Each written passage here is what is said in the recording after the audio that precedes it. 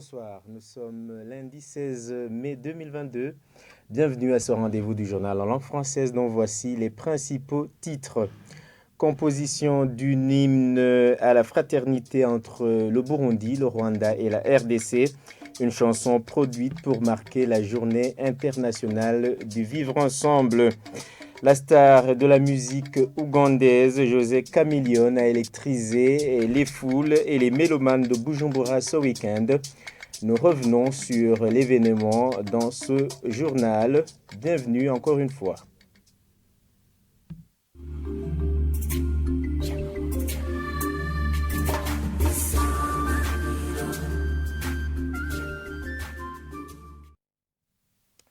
Bonsoir, chers téléspectateurs. Lancement officiel ce lundi de l'hymne à la fraternité régionale, produite par des artistes burundais, rwandais et ceux de la République démocratique du Congo. Dans une conférence de presse tenue à cette fin, Nestor Nkurunziza, chef de mission de l'ONG La Benevolencia au Burundi, explique que cette chanson a été produite pour marquer la journée internationale du vivre ensemble dans ces trois pays. Suivez-le. Il y a deux raisons essentielles. La première, c'est que les Nations Unies, le 8 décembre 2017, ont sorti une déclaration, signé une déclaration pour instituer la journée du 16 mai, journée internationale du vivre ensemble dans la paix. Et en cela, il y avait 5 points qu'ils voulaient développer, parce qu'ils appellent plusieurs organismes, y compris les États, y compris les ONG, y compris l'UNESCO et d'autres, bien sûr, qui œuvrent pour la paix, donc à s'engager pour cela. Et il y a 5 points qu'ils ont mis en lumière, en relief. Le premier, c'est la paix, tout simplement. Donc, promouvoir, s'engager pour la paix. Et le deuxième point, c'est la tolérance. Le troisième point, c'est l'inclusion, parce que l'exclusion amène toujours à la violence. Et le quatrième point qu'ils cherchent, c'est la compréhension mutuelle. Et le cinquième point, c'est qu'il y ait solidarité entre ceux qui ont, ceux qui n'ont pas, entre ceux qui sont en détresse et ceux qui ne sont pas en détresse. Voilà donc les 5 points sur lesquels les Nations Unies ont voulu qu'on travaille.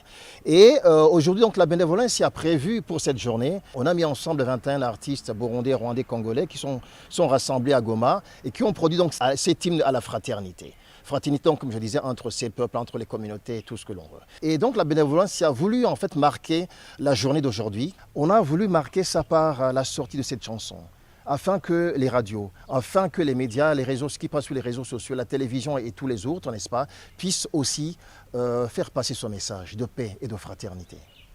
On ne change pas le monde en une journée, on ne change pas le monde en une chanson, mais chaque geste compte.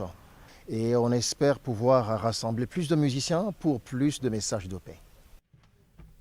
Dans la même rubrique, l'artiste ougandais et musicien connu sous le nom de scène José Chameleone était en concert ce week-end à Bujumbura, 8 ans après s'être produit dans la capitale économique burundaise.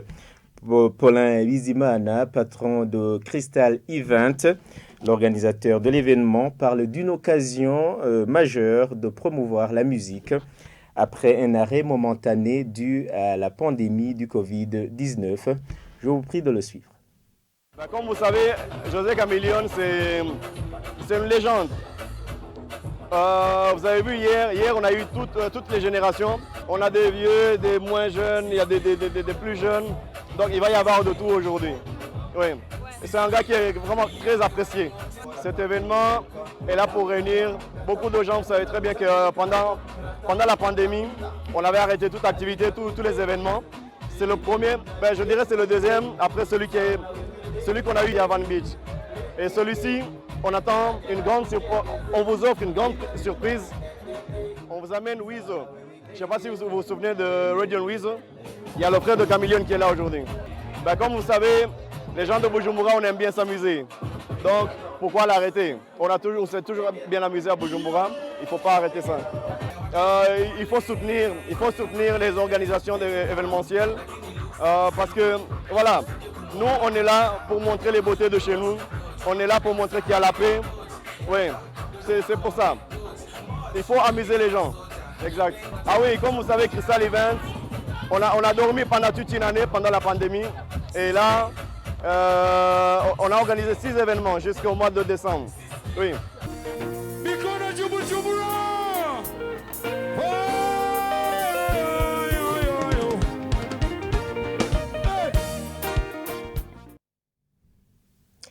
Page agriculture à présent. Le sol est composé en partie par des éléments minéraux et par des éléments organiques d'autre part. Explication du chercheur et professeur d'université, professeur Salvatore Cavoneka.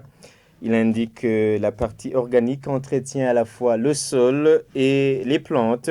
Le professeur dit également que la grande partie du sol burundais est compacte, et ce qui ne facilite pas sa respiration. Suivez ses explications.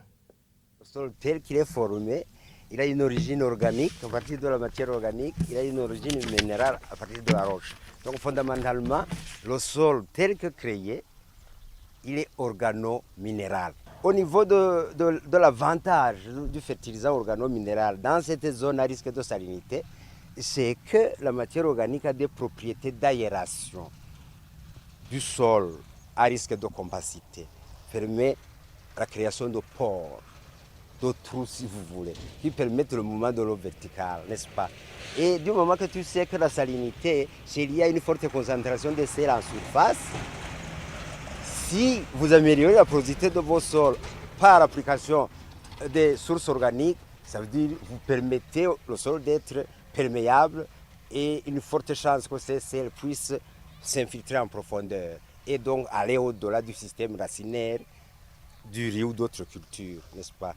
Quelque part, donc, si vous comprenez très bien, le fertilisant organo-minéral a des propriétés minérales qui apportent les éléments nutritifs, mais des propriétés physiques qui permettent de changer les propriétés du sol, en particulier la porosité. En actualité internationale, pour clore avec ce journal, le port du masque n'est plus obligatoire dans les transports en commun en France à partir de ce lundi. Un allègement qui marque la disparition de la dernière restriction anti-Covid. Certains usagers préfèrent quand même continuer à le porter. Suivez ces images de nos reporters de France 24.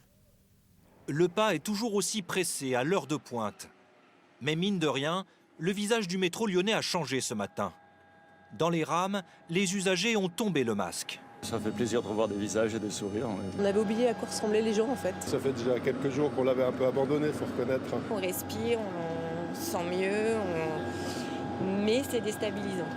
On a l'impression de faire même limite une bêtise, le fait de ne plus l'avoir. Son port n'est plus obligatoire depuis ce matin, mais demeure simplement conseillé. Même démasqués, certains avouent en avoir toujours un à portée de main. Toujours sur moi, il est bien là, dans mon sac, donc voilà. Dès qu'il y aura du monde, je pense que je vais le remettre.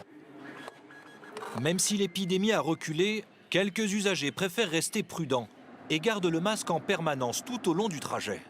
Il y a encore des cas de Covid, donc je trouve qu'on est trop serré et que je me protège. Je suis entourée de personnes qui sont toujours vulnérables, elles sont vaccinées, mais elles sont soit immunodéprimées, soit elles ont des fragilités. Et du coup, de fait, je me suis dit que c'était une meilleure idée de continuer de le porter. Tous les transports collectifs sont concernés par la levée du port du masque. Dans les bus, dans les trains ou encore les taxis, la plupart des chauffeurs se réjouissent. C'est une très bonne chose. On va pouvoir enfin respirer puis retrouver une vie normale. Je vous en prie. Mes clients, ils sont plus contents, ils n'en pouvaient plus. Je pense que c'est une bonne décision. Et puis on fait attention, on a du gel. Si on voit qu'une personne elle est malade, on va la remettre. Ça devient mécanique aujourd'hui. Avec la levée de cette restriction, le masque n'est désormais plus obligatoire en France, à l'exception des établissements de santé et médico-sociaux. Eh bien, c'est par ce reportage de nos confrères de France 24 que nous mettons un point final à ce journal. Merci de nous avoir suivis. Restez fidèles au programme de la télévision Isanganiro.